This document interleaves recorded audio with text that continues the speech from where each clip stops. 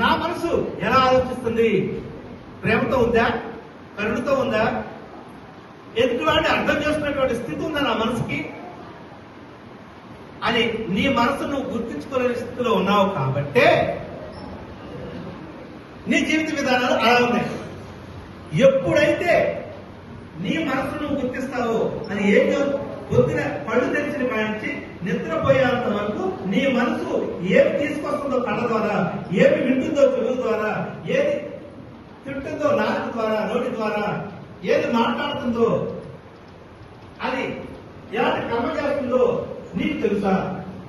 నీ మనసు ఈ దేహంతో నిద్రపోయేంత వరకు, నిద్ర లేచిన దగ్గర నుంచి నిద్రపోయేంత వరకు ఏం చేస్తుందో అంటే నీ బిడ్డ ఏం చేస్తున్నాడో గమనిస్తావు. ఇప్పుడు బడిపోతున్నాడా, అయినా మా అబ్బాయి బడిపోతున్నాడా, చదువుతున్నాడా, బాగా అలా చేస్తున్నాడు, ఇవన్నీ గమనిస్తావు. కానీ నువ్వు ఆత్మ కదా, ఇప్పుడు నీ లోపల ఉన్నావు కదా, మరి మనసు కూడా ఇంకోటి ఉంది కదా, మరి ఆ మనసుని ఎప్పుడైనా ఏం చేస్తావు గుర్తించావా?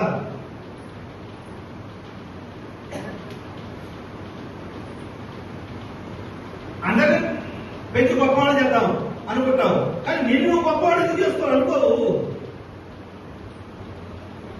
ఇక్కడ నిన్ను తక్కువ చేస్తున్నావు. మళ్ళీ భగవంతుడు ఏం చెప్పాడు అక్కడ? ఏ ప్రాపం తక్కువకి ఏ విత్తు అలాంటి ఫలం వస్తాయి ఆయన. అది కరెక్టా కాదా? ఏ విత్తులు ఆడుతున్నావో అలాంటి ఫలాలు వస్తాయి నీ జీవితంలోకి. కానీ ఇక్కడ ఏమి ఆడుతున్నావు నీ బుర్రలో? ఇది ప్రశ్న. పాజిటివ్ ఆర్ నెగిటివ్, భయము, దుఃఖం.